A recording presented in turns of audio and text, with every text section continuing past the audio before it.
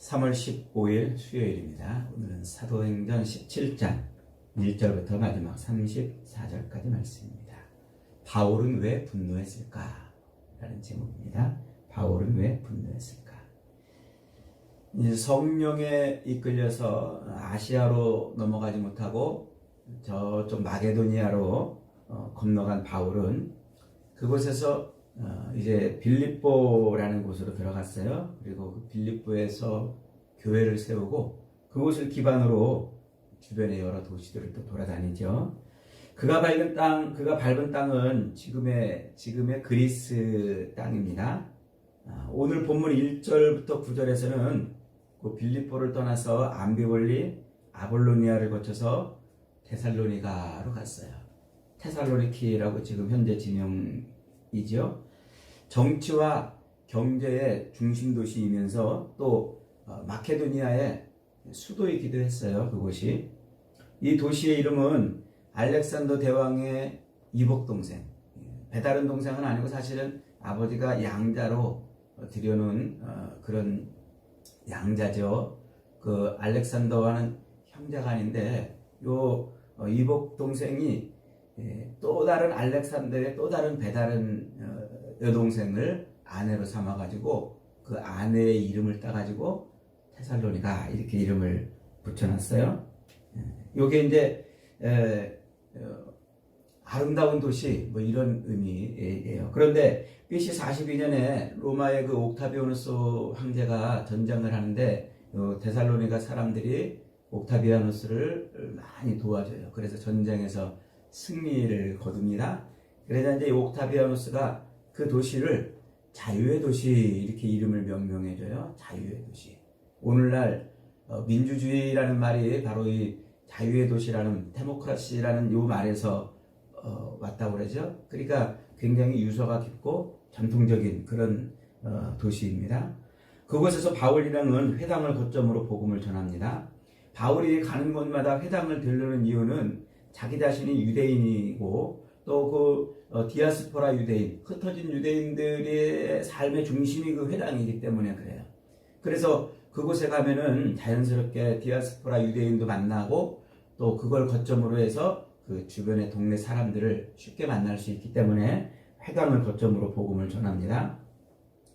그래서 이제 그 데살로니가에 가가지고 무려 3주 동안 성경을 가지고 복음을 전해요. 그때 그 성경은 구약 성경입니다.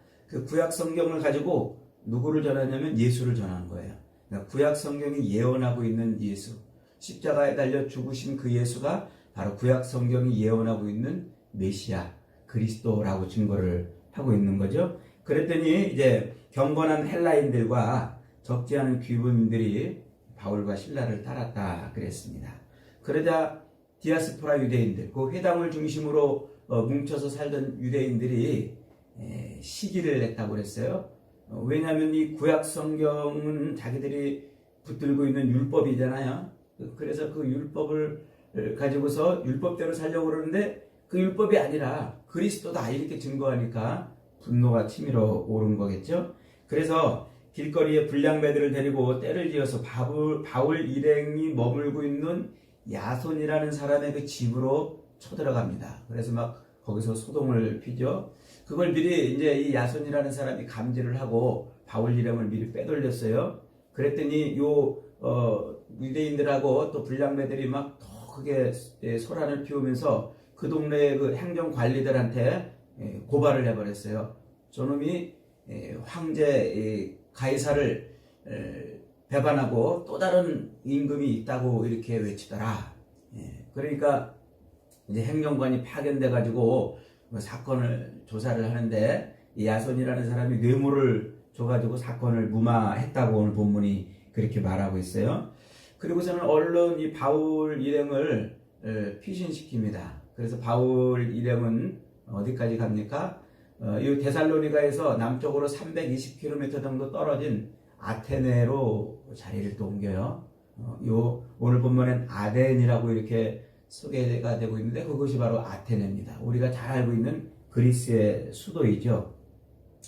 이 아테네는 이미 정치와 그리고 문화 또 운동과 철학의 도시이죠. 이 도시는 이미 바울이 오기 500년 전에 전성기를 누리고 있던 그런 도시입니다. 그래서 기원전 5세기에 여기에는 벌써 운동 경기장이 설치가 되어 있는데 그 관객 운동 경기장의 규모가 얼마나냐면 관객들이 약 한 6만 명 들어가는 정도의 그런 경기장이 여러 곳이 있었다고 했어요. 저 잠실 주경기장의 그 좌석수가 7만 석이라고 그러죠. 그러니까 그런 6만 석 규모의 경기장이 벌써 도시의 곳곳에 세워졌다니까 그 아테네의 규모를 짐작할 수가 있겠죠. 예수님이 이 땅에 태어나시기 721년 전에 이 아수르가 북이스라엘을 멸망시키고 그럴 때, 그리고 저 중국 땅에서는 중국의 이 왕조가 연 왕조가 북경을 중심으로 해가지고 이제 그 고조선과 서로 땅을 가지고 다투고 있던 그런 때, 그리고 BC 753년에 저 이탈리아 반도에서는 로마가 이제 막 기지개를 켜고 있는 그때 이 그리스에서는 엄청난 올림픽 제전이 시작이 됐어요. 올림픽 제전.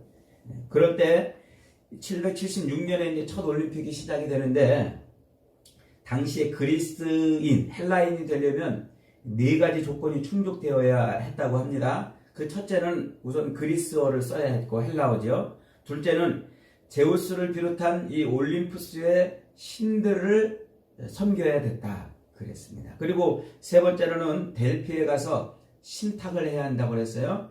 신에게 물어보고 답을 얻는 그런 행위를 하는 거죠. 그리고 네 번째가 이제 이 올림픽 제전에 참여해야 그리스 연방 국가로 이렇게 인정을 했다는 거예요. 이 4년에 한 번씩 치러지는 올림픽에는 남자만 참여할 수 있었습니다. 노예들이나 여자는 얼씬도 하지 못했다고 그래요. 이 올림픽 기간에는 절대 전쟁을 하면 안 됐어요. 당시 그리스는 도시국가들 연맹체지요. 그래서 늘 서로 땅 따먹기 전쟁을 하고 있었는데, 이 올림픽 때는 전쟁을 다 금해야 했습니다. 하지만 현대의 올림픽도 전쟁을 막아주지 못하는 것처럼 그때 고대 올림픽도 역시 전쟁을 막지는 못했죠. 이 도시는 음악단과 운동장 말고도 아주 웅장한 신전들이 수도 없이 세워져 있다고 그럽니다. 그래서 그리스 아테네에 가면은 그 언덕 위에 큰 어마어마한 신전이 뼈대만 남아있는 그런 모습도 볼 수 있지 않습니까? 이미 그 당시에 이게 세워져 있던 바로 그런 건물들입니다. 고대의 문학이나 미술이나 철학 같은 문화들이 다 여기서 자라났지요. 소크라테스, 플라톤, 아리스토텔레스 같은 지식인들이 다 여기 출생들입니다.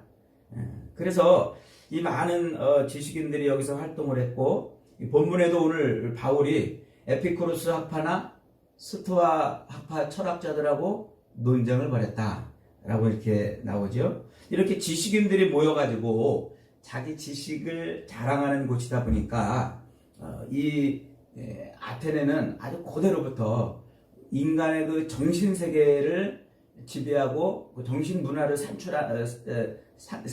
산출해내는 그런 곳이 되었던 겁니다.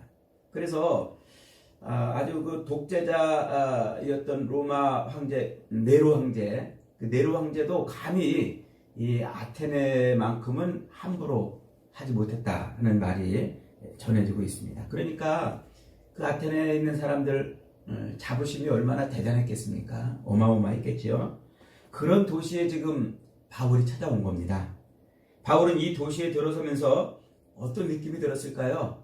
와, 대단하다. 내가 이런 발전된 도시에 와보다니. 그러면서 막 설레이고 막 즐거워하고 환호했을까요?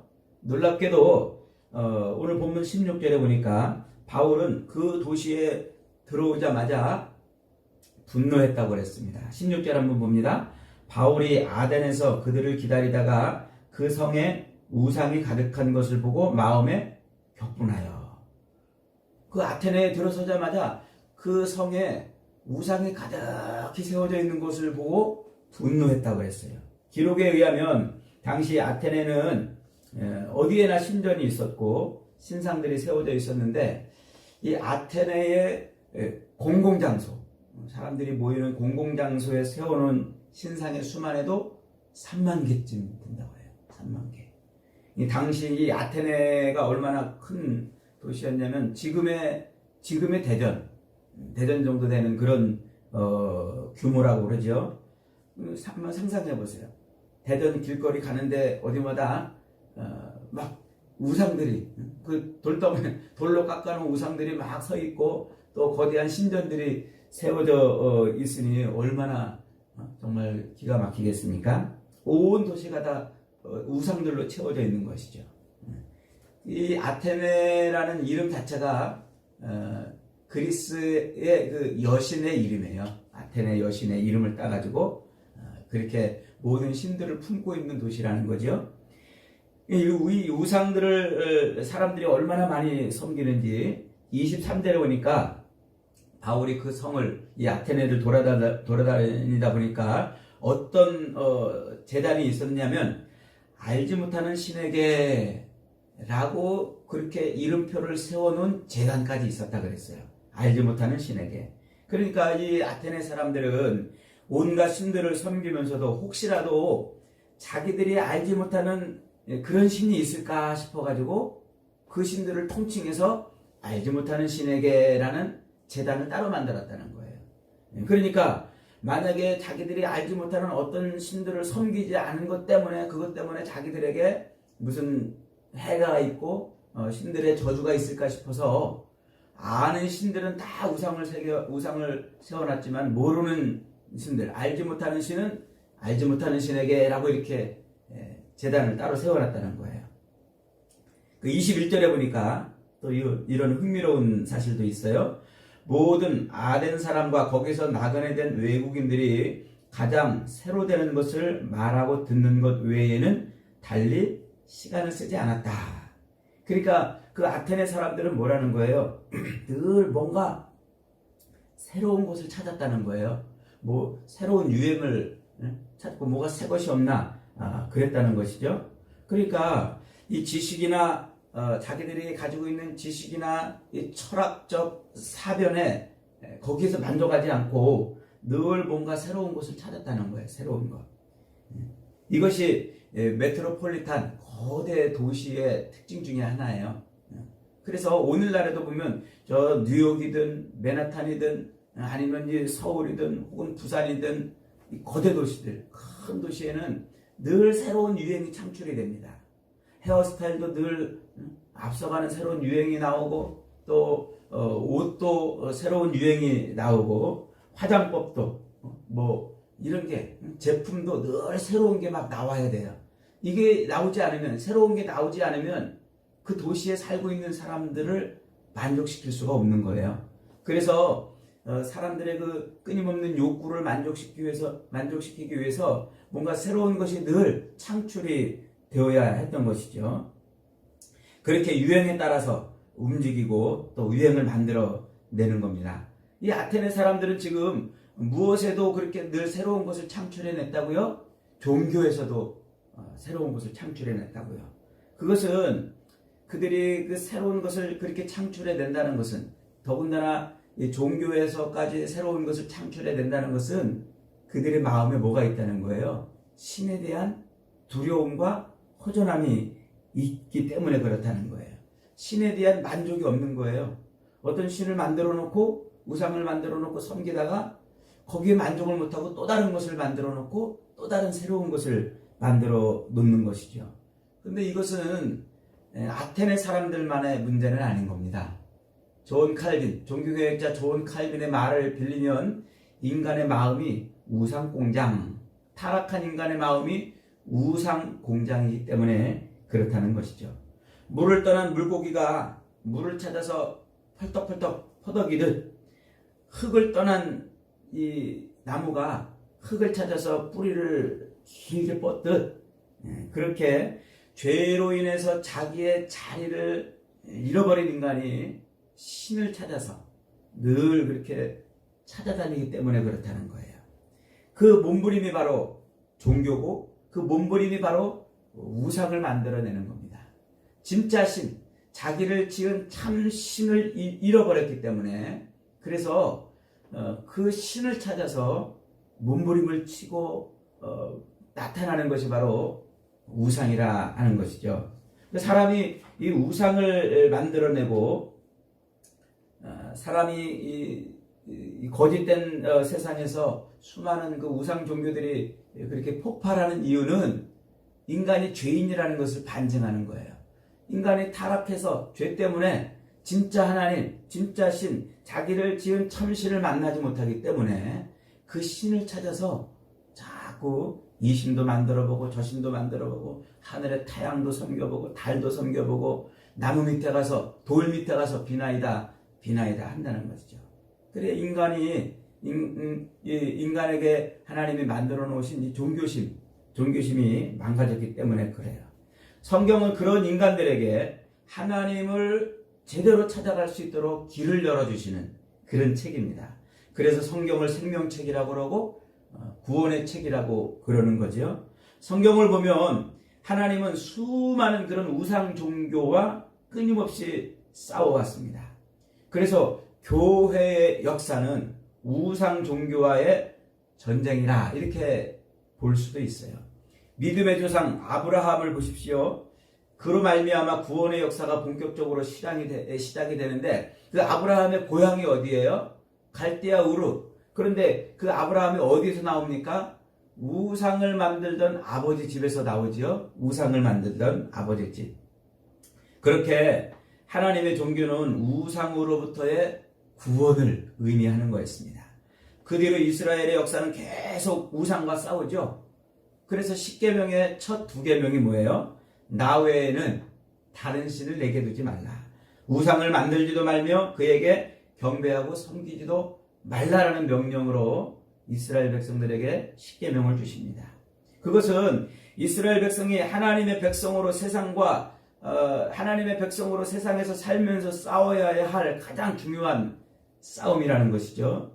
그래서 구약 성경의 대부분이 바로 이 우상의 유혹과 또 우상에 빠져 살고 있는 이스라엘 백성들, 그들의 삶에 대한 하나님의 진노와 징계로 채워져 있는 것을 볼 수가 있어요.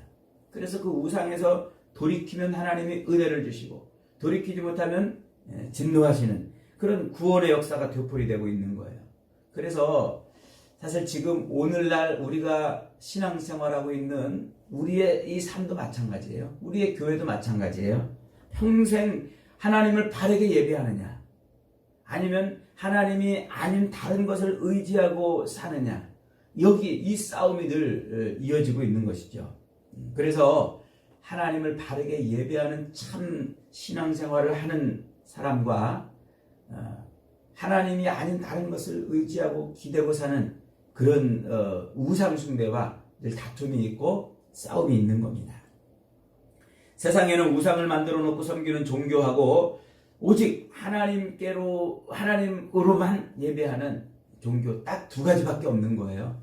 세상에 수많은 종교들이 있어도요, 하나님을 예배하는 종교와 하나님이 아닌 것을 예배하는 종교, 이렇게 두 가지밖에 없는 겁니다. 그러니 이 모든 우상들, 그 우상들을 섬기고 의지하고 기대고 예배하고 그 우상을 따르는 이 모든 것에 대해서 하나님은 진노하시고 심판하시는 것이죠. 이 우상이 있든 없든 성경이 계시해주고 있는 참 하나님, 성경이 가르쳐주고 있는 진짜 하나님이 아닌 도덕적 신념이나 피조물이나 어떤 대상을 만들어 놓고 섬기는 그 모든 것을 다 뭐라고 그런다고요? 그걸 우상이라, 우상숭배라 이렇게 말하고 있는 거예요. 그래서 성경이 말하고 있는 그 진짜 하나님, 참 하나님이 아닌 다른 것을 기대고 다른 것을 의지하고 그것을 어떤 형상으로 만들어 놓고 그것에 따라 사는 것, 그것을 다 뭐라고 그런다고요? 우상숭배, 이렇게 말하는 거예요. 우상숭배. 그러니까 사람들은 눈에 보이지 않는 이 하나님을 보는 어떤 형태로 자꾸 만들어내는 것이죠. 오늘 본문에 아테네는 얼마나 우상들이 많은지, 심지어 그들은 뭐까지 만들어냈다고요? 알지 못하는 신에게 라는 신도 만들어낸 거예요. 우상 숭배하는 인간의 두려움이 얼마나 큰가를 알 수 있는 거죠. 어딘가 있을지 모르는 신을 하나라도 놓치면 그가 노해가지고 자기들에게 해를 끼칠까봐 염려하고 두려워하고 불안하고 안절부절하는 그런 마음이 우상을 만들어내는 거예요. 귀신을 달래는 거죠. 오늘날 우리가 뭐를 할 때 손 없는 나를 찾는 이유가 뭐예요? 무슨 귀신이 와가지고 우리가 뭔가 하는 것을 방해할까봐 그런다는 거예요. 요즘에 손 없는 날 그래서 뭐 그런 것 때문에 우리가 빠져 있는 게 바로 다 그 우상에 관련된 겁니다. 바울은 이 아덴에 가득 찬 우상을 보고서 뭐가 치밀어 올랐다고요? 분노가 치밀어 올랐다고요. 사람들이 만들어 놓은 그 우상들, 그런 조각들, 그런 건물들, 건축물들을 아름다운 예술적 가치나 혹은 문화적 가치가 있는 것으로 본 것이 아니라는 거예요. 타락한 인간이 만들어낸 가장 안타까운 모습, 가장 죄악된 모습이 바로 그는 우상으로 표현된 것이라고 지금 본 겁니다. 그렇기에 바울은 분노했습니다. 우상으로 가득 찬 도시를 돌아다니면서 바울은 분노를 가라앉힐 수가 없었던 겁니다. 그렇게 바울이 분노한 이유는 그것이 인간의 예술과 문화를 표출하는 모습이 아니라 인간의 죄악된 것을 표출하는 것이고 하나님을 알지 못하는 하나님께 배반하는 그런 인간의 행위로 본 것입니다. 이런 분노가 폭발하여 아테네 시민들을 향해서 바울이 25절에 이렇게 외칩니다. 또 무엇이 부족한 것처럼 사람의 손으로 섬김을 받는 것이 아니니 이는 만민에게 생명과 호흡과 만물을 친히 주심이라. 28절에 우리가 그를 힘입어 살며 기동하며 존재하느니라. 너희 시인 중 어떤 사람들의 말과 같이 우리가 그의 소생이라. 하나님을 소개하고 있는 거예요. 우리가 지금 이렇게 호흡하고 생명을 누리고 있는 이유가 무엇인 줄 아느냐? 너희가 알지 못하는 신에게라고 말하고 있는데 그분이 하나님이라는 거예요. 그분이. 우상이 답이 아니다. 나무나 돌을 깎아 만든 우상이 아니라 인생의 문제를 해결하는 데는 하나님을 만나야 된다는 거죠. 우주 만물을 지으시고 온 인류와 우주 역사를 주관하고 계시는 하나님. 우리 인간에게 숨을 불어넣어 주시고 호흡을 주관하시는 하나님. 우리 인간이 사는 데 있어서 필요한 모든 것을 공급해 주시는 분. 그분을 만나야 된다는 거예요. 그 창조주 하나님이 육신을 입고 이 땅에 인간의 몸으로 오셨는데 그분이 누구라? 그분이 그리스도 예수라는 거예요.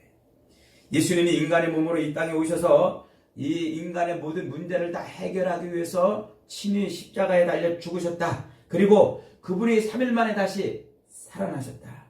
그래서 우리는 그분을 우리의 구원자, 우리 인간의 구원자 그리스도로 믿는 것이다 라고 이렇게 소개했습니다. 그러자 어떤 반응이 일어났다고요?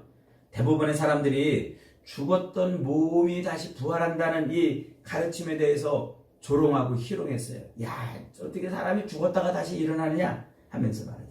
어떤 사람은 한 번 더 들어볼 만하다고도 하고 또 어떤 사람들은 믿고 바울을 쫓아왔습니다. 당시 아테네 철학은 대부분 영혼 불멸을 믿었습니다. 이 에피큐리안만 빼놓고 대부분의 철학자들이 영혼은 불멸한다, 죽지 않는다 이렇게 믿었습니다. 그러나 몸이 부활한다는 사실은 믿지를 못했던 거죠. 여러분, 오늘 이 본문이 말하려는 것이 무엇일까요? 바울은 그 위대한 건축물과 또 수많은 조각상들로 가득 차 있는 그 아테네를 들었으면서 그 건축물들과 그 조각상들을 보고 감탄하지 않았어요. 그들의 유창한 그런 지식적 토론을 보면서 바울은 부러워하지 않았어요. 오히려 그걸 보고 뭐 했다고요? 분노했다고 말이죠. 분노했다. 그래서 바울은 그 분노한 사람들을 향해서 진짜 하나님, 참 그리스도, 우리의 진짜 구원자를 소개할 마음이 불같이 일어났다는 것입니다. 여러분, 이 바울의 분한 마음이 이해가 되십니까? 지금 여러분들은 무엇 때문에 분노하십니까? 무엇 때문에 화가 나십니까? 아파트 값이 떨어지는 것 때문에 화나십니까? 대통령 잘못 뽑았다고 분노가 일어납니까? 자식이 말 안 들어서 화가 치밀어 오릅니까? 여러분들은 지금 무엇 때문에 화가 나십니까? 민수기 25장에 가면은요, 이스라엘 백성들이 광야 시딤 지역에서 머물고 있을 때 이 모압 왕이 바알 신에게 제사하는 자리에 이스라엘 백성들을 초대합니다. 이 어리석은 이스라엘 백성들은 그 바알 신에게 제사하는 그게 신기해가지고 거기 제사에 참석을 하고 거기에서 음식을 먹고 우상을 숭배하고 그럽니다. 이 일로 하나님의 진노가 일어나요. 그래서 그 자리에서 이스라엘 진의 진노가 일어나서 24,000명이 죽습니다. 그 일 때문에 하나님 앞에서 온 이스라엘이 눈물을 흘리며 회개합니다. 그런데 그렇게 하나님의 진노가 임해서 24,000명이 죽어나가고 그것 때문에 백성들이 또 울며 회개하는 그때 어떤 일이 벌어지냐면 어떤 이스라엘 사람이 자기 장막 안으로 미디안 여자를 데려다가 장막 안으로 들어갔어요. 그때 제사장 아론의 손자 비누아스가 그것을 보고서 화가 나 견딜 수가 없었습니다. 지금 우상 숭배와 그리고 이방 여인과의 그 음행 때문에 하나님의 진노가 임했는데 그런데도 이방 여인을 자기 장막으로 데려가서 놀고 있는 그 이스라엘 백성들을 보자 이 분노한 비누아스가 그 사람을 따라 들어가가지고 그 남자와 여인의 배를 창으로 찔러가지고 죽입니다. 이 비누아스가 살인을 한 거죠. 그런데 성경은 그 일을 오히려 그 일로 말미암아 하나님이 기뻐하셨다 이렇게 표현하고 있어요. 민수기 25장 11절에 보니까 아론의 손자 엘르아살의 아들 비누아스가 나의 질투심으로 질투하여 이스라엘 자손 중에서 나의 노를 돌이켜 나의 질투심으로 그들을 진멸하지 않게 하였다. 그러니까 우상으로 또 음행으로 하나님의 질투를 유발하고 있는 그 이스라엘 백성들을 향해서 대신 누가 분노했다는 거예요? 비누아스가 분노했다. 그 비누아스가 분노해가지고 하나님의 그 분노를 잠재웠다는 말이에요. 안 그랬으면 하나님이 이스라엘을 완전히 진멸했을 텐데 비누아스가 분노함으로 하나님의 분을 대신했다 그러는 거죠. 여러분, 지금 여러분을 화나게 하는 것이 무엇이라고요? 여러분은 정말 죄 때문에 화를 내보고 분노해 본 적 있나요? 우상 숭배하는 것을 보고 바울처럼 분노해 보신 적 있나요? 하나님과 같이 분한 마음을 가지는 것. 그래서 비누아스처럼 우상 숭배와 음란한 것을 인해서 화를 내고 그렇게 하나님의 질투심을 대신 질투하는 것. 이런 것들을 하나님은 우리에게서 이런 것들이 나타나기를 바라고 있는 것이죠. 우상 숭배와 그리고 불신자들이 하나님 아닌 것을 섬기고 그것을 추구하는 것들을 보면 마음의 분노가 일어나야 돼요. 마음의 분노가. 오늘날 우리 한국교회는 어떻습니까? 우리는 오히려 세상 문화를 더 흠모하고 즐거워하고 바라보고 그 세상 문화를 어떻게 하면 교회 안으로 더 끌어들일까? 세상 사람들이 섬기고 의지하는 것을 따라서 살려고 몸부림치고 있는 것이 오늘 우리의 모습이 아닌지 돌아봐야 됩니다. 우리 안에 있는 죄와 우리 가정과 자녀들의 마음속에 또아리를 틀고 있는 이 우상숭배, 한국교회 예배당 한복판에서 자리 잡고 있는 이 물질숭배, 돈을 숭배하는 이런 마음들, 이것을 우리가 알면서도 분노하지 못하고 우리가 이것을 알면서도 끊어내지 못한다면 우리는 하나님의 진노하심을 받을 수밖에 없는 겁니다. 사랑하는 여러분, 바울처럼 우리 주변에 있는 죄를 인해서 분노하십시다. 우리의 삶 속에서 폭발하고 있는 이 하나님이 아닌 다른 것을 의지하려는 이런 마음을 보고 화를 내십시다. 그래서 하나님 앞에 거룩한 분노로 하나님의 질투를 잠재우고 오히려 그것 때문에 우리가 하나님께로 돌아가고 우리 가정이 하나님께로 돌아가고 이 조국의 교회가 하나님께 온전히 돌아오는 그런 곳을 만들어내 보십시다. 하나님은 저와 여러분을 그렇게 쓰시기를 원하십니다. 오늘도 하나님 앞에 거룩한 분노로 바울처럼 우상을 멀리하고 하나님께로 돌아가는 저와 여러분이 되시고 우리 가정과 조국의 교회가 되기를 주님의 이름으로 축복합니다. 아멘.